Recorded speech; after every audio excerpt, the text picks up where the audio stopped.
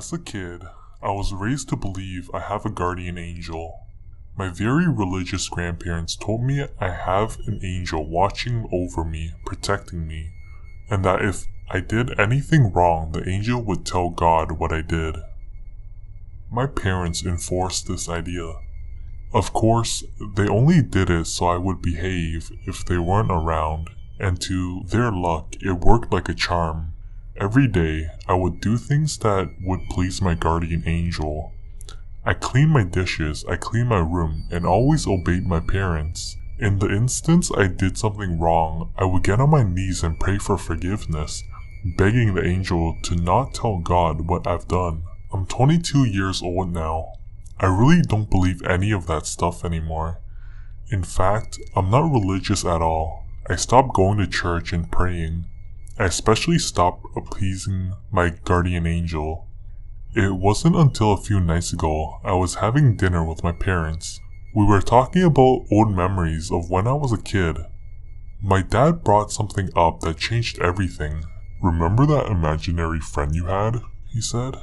I replied confused. "What imaginary friend?" "You called her Ada. There was a point you never stopped talking about her. Me and your mother always had a laugh when you brought her up." When I heard the name Ada, my heart sank.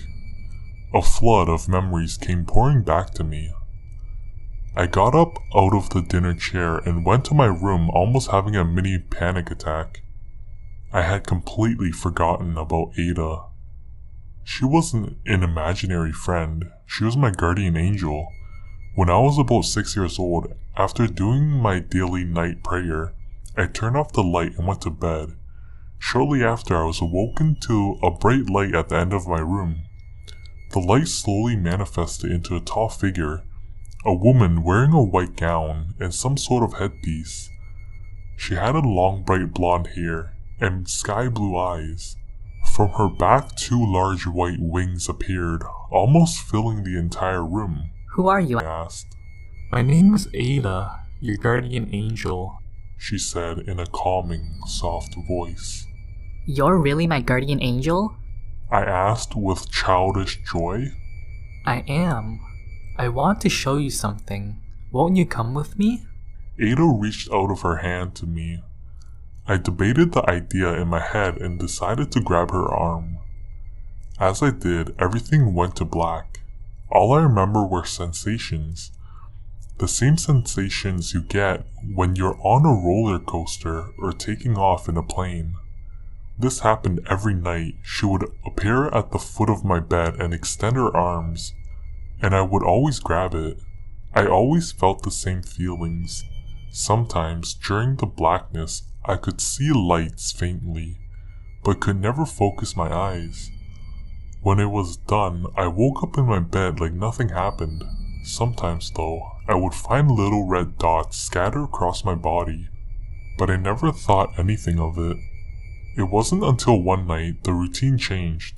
She appeared again, and told me something that scared me. "I've got some good news for you, Michael." "What would that be?" I asked again, with the same childish joy. "You'll be in heaven now." She said. "What do you mean?" I asked confused. "I'm going to take you into heaven where you would be living with me forever." "Would my parents be coming with me?" I questioned. "They won't be. Only you." Ada extended her hand again. I had a sick feeling in my stomach. I knew something was wrong. "I'm not going," I I stated. Ada's calm face turned sinister. "Yes, you are." She yelled. "No, I'm not." I screamed back. Ada grabbed my legs and pulled me out. I screamed for my parents as she dragged me across the floor. After what seemed like an eternity, my parents barged through the door. Ada was gone. I was alone on my floor. I told my parents what had happened. They told me that I just had a nightmare. I never saw Ada again after that night. Over time, I matured, and I completely forgotten about her, until now. I know what I saw and felt was real, and I know for a fact that Ada was not an imaginary friend, or my guardian angel.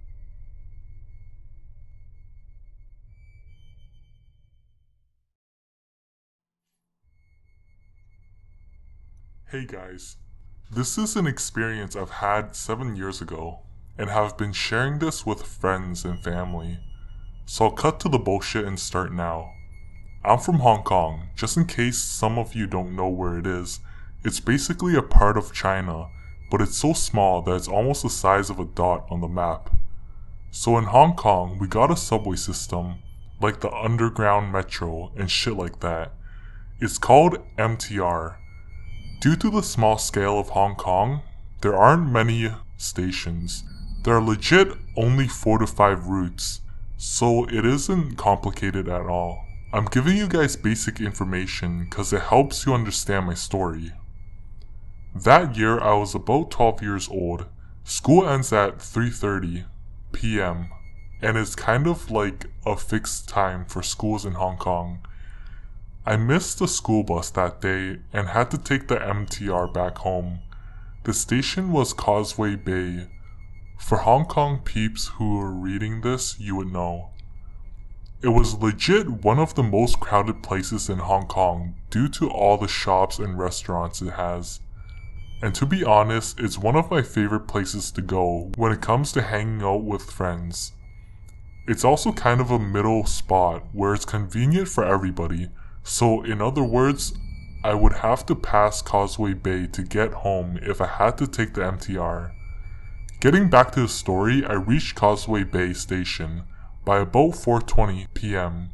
and it was still bright and sunny outside. I was listening to soft rock music on my iPod Nano and kinda having the time of my life as I walked alone down the stairs towards the platform. As I reached the platform, there weren't a lot of people, so my guess was that I had missed the train. I couldn't care less since the train schedule was very tight and the next train would come in about 2 or 3 minutes. I took the time and walked straight to the far end of the platform. So here's a little information on the structure of the stations in Hong Kong. We have some kind of glass doors all along the platforms just in between the trains and the platforms to prevent accidents. I arrived at the front of the platform and stood right in front of the closest glass door. I noticed a student, a girl near my age in school uniform standing beside me, but nobody else. The train was arriving. Although I was absorbed in the music in my ears, I looked up and waited for the train to stop and the glass doors to open. It was a moment that almost lasted forever. Due to the speed of the train, the reflection of the glass door was kind of flashing. I still remember it, like a live image in my head. I saw the reflection of myself, the girl, and an old lady. She was standing just a little further back, but right in the middle of the girl and I. I looked behind immediately, but saw nobody except for the girl beside me and a trash can behind me. I quickly looked back to the glass door and there she was, standing still between us. She was a short lady in her 70s, and looked like an average Chinese elderly, except that she looked fancy. She was wearing a baby pink blouse, skirt, and handbag with white stockings and a pearl necklace. She had short curly black hair and a very pale face with apparent wrinkles along with a lot of makeup, with the pink blush and red lipstick being the most obvious. However, it was her facial expression that caught my attention. She was simply emotionless, looking forward but not moving her eyes or blinking.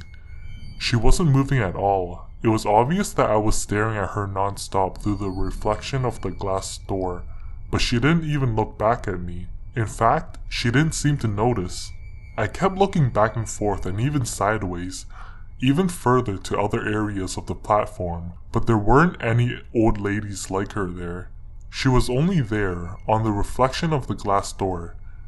The moment I was about to shit my pants and ready to ask the girl beside me whether she saw what I saw, the train gradually stopped and the glass door opened. I ran in and sat down, wishing the train doors would close quickly. I looked out from the train and nobody was there. I looked around and no old lady was to be seen inside the train either.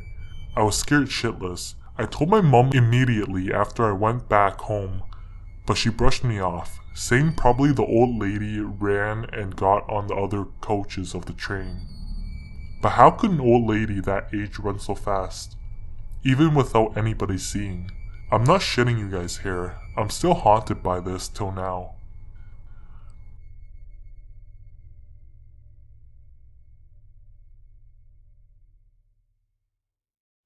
Let's play hide and seek, they said. Fucking brilliant. 5 teenagers playing hide and seek in the middle of a goddamn forest.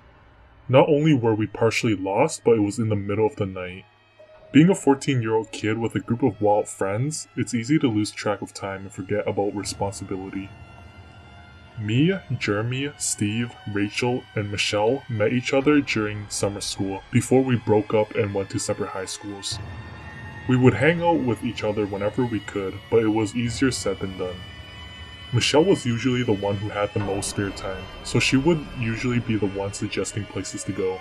We went bowling with beer bottles and a soccer ball before, so this time she decided to head out to a forest near her house and camp. We all eventually agreed and met up at her place. We walked and walked and walked, and Steve kept asking, "Are we there yet?" Because honestly, even I was getting tired of the walking. Each time, she would just reply, "We're almost there." Jeremy was the quiet type and didn't say much unless absolutely necessary, so he just followed us. And Rachel, well, she's an odd one, usually looking around and touching things as if it's her first time seeing it. Anyways, by the time we go to the forest, there was a sign saying "Keep Out," which Jeremy pointed out. Michelle told us that she'd been there 1,000 times and it's nothing dangerous, so we just blindly followed her. By this time it was already pretty dark. Our phones were no use because we were so far and I only had one bar, or even sometimes no service at all. We kept walking and walking deeper into the forest. We chatted together as always to kill time, and soon enough it became dark. Out of nowhere, Michelle suggests playing hide and seek. Being bored and all, we all agreed. Michelle volunteered to be the seeker, so we let her, and we all ran to hid. I ran backwards to where we came from and hid behind a tree. I grabbed sticks and leaves to cover myself up. I waited and waited, but I heard nothing. It felt like an hour until I heard heavy footsteps. I knew it couldn't have been Michelle, but then again it could have been Jeremy or Steve. I laid down as quiet as I could. A few minutes went by and I was hesitant on whether or not I should go searching for them because it was so dark and late. Then out of nowhere, a loud boom cracked out of the silence, and almost simultaneously I heard a loud scream. Then another gunshot was heard from the distance and the screaming abruptly stopped. I was sweating like crazy and I had no idea what to do except get the fuck out of there. I laid there with my heart beating out of my chest. Minutes felt like hours. Snap. A branch snapped and I ran for my life. My heart almost leapt out when I heard gunshots being fired. I ran and ran until I could physically run no more. Fortunately, I made it out of the forest and found reception on my phone. With 18% battery left on my phone, I just used the GPS to get home. I was so done with the day, I just wanted to lay in bed and pretend nothing happened. I eventually found my way home. I didn't tell anyone and ended up not messaging them or even hearing from them ever again. Needless to say, I never knew what happened to them, and I left that in the past.